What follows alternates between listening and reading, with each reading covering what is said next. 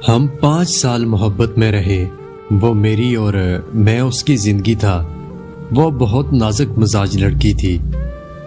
وہ پڑھی لکھی تھی اور میں ان پڑھ تھا۔ میں اردو بھی ٹھیک سے نہیں بولتا تھا، پھر بھی ہم ایک دوسرے سے بہت محبت کرتے تھے۔ ہم جب بھی بات کرتے تھے وہ میری انگریزی ٹھیک کروانے میں لگی رہتی، مجھے ڈانٹتی۔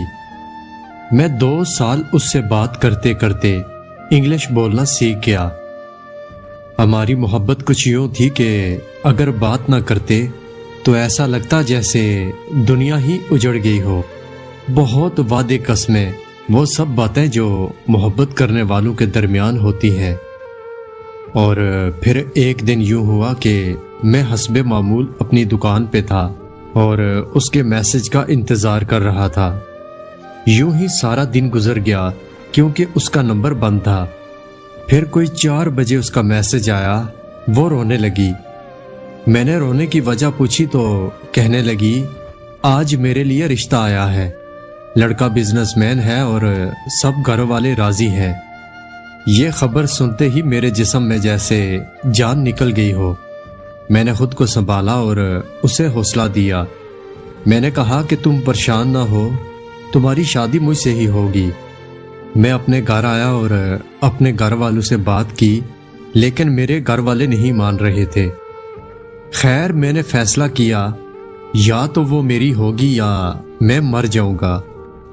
میں نے اس کے گھر جانے کا فیصلہ کیا۔ میں نے کہا چلو باغ چلتے ہیں، مگر اس نے صاف انکار کر دیا۔ میں جب اس کے گھر گیا تو گھر پر اس کی امی تھی۔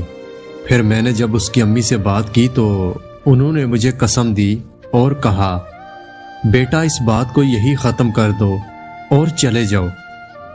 میں نے اس کی طرف دیکھا تو اس کی آنکھوں سے آنسو بہہ رہے تھے۔ وہ حسرت بری نگاہوں سے مجھے دیکھ رہی تھی۔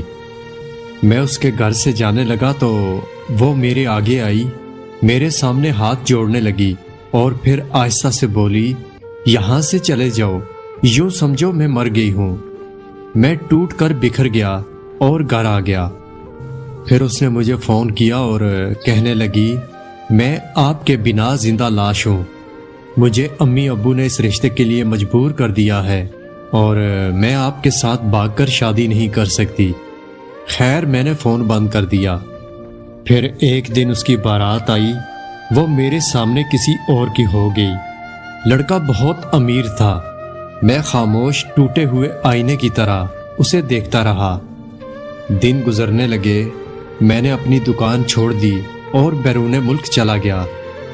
4 سال کے بعد جب واپس آیا تو مجھ کو خبر پہنچی کہ اس کے شوہر نے اس کو جلانا چاہا تھا۔ اس کا آدھا جسم جل چکا تھا۔ اس کا شوہر اس پر بہت ظلم کرتا تھا اور اسے طلاق ہو چکی تھی۔ جب مجھے یہ خبر ملی تو میری روح کانپ گئی۔ جب دوسرے روز وہ مجھے اپنی گلی میں ملی تو اس کا رنگ کالا سیاہ ہو چکا تھا، چہرہ بھی کچھ جل چکا تھا۔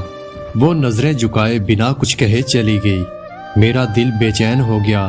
میں اس کو اس حالت میں دیکھ کر تڑپ گیا۔ پھر میں نے اپنے ماں باپ سے بات کی، ان کو راضی کیا اور اس کے گھر رشتہ بھیج دیا۔ اس کے گھر میں سب لوگ پریشان تھے کہ اس سے اب شادی کون کرے گا۔ جب اس کے گھر والے مان گئے تو اس نے انکار کر دیا۔ میں اس کے پاس گیا، اس کا ہاتھ تھاما اور پیار سے کہنے لگا کہ جو ہوا اسے ایک خواب سمجھ کر بھول جاؤ، سمجھو اللہ کی جانب سے آزمائش تھی۔ وہ پھوٹ پھوٹ کر رونے لگی، کہنے لگی، کیا تم آج بھی مجھ سے محبت کرتے ہو؟ میں مسکرانے لگا۔ میں نے کہا، انسان سچی محبت کو کبھی بھول نہیں سکتا اور محبت بھی ختم نہیں ہوتی۔ میں آج بھی پہلے کی طرح تم سے محبت کرتا ہوں۔ آخر کار وہ مان گئی، ہماری شادی ہو گئی۔ ہمارے 2 بیٹے ہیں اور میری بیوی بہت خوش ہے۔ وہ مجھے اکثر محبت کا فرشتہ کہتی ہے۔ میں جب پوچھتا ہوں کہ یہ نام کیوں، تو وہ کہتی ہے، آج کل ہر محبت کرنے والا مطلب پرست ہے۔ جہاں مطلب مکمل ہو وہاں محبت ختم ہو جاتی ہے۔ محبت کو جسم کا نام دے رکھا ہے۔ میری بیوی میرا ہاتھ تھام کر محبت کا ذکر کرتے ہوئے رونے لگی اور کہنے لگی، آپ نہ ہوتے تو شاید میں خود کو فنا کر چکی ہوتی۔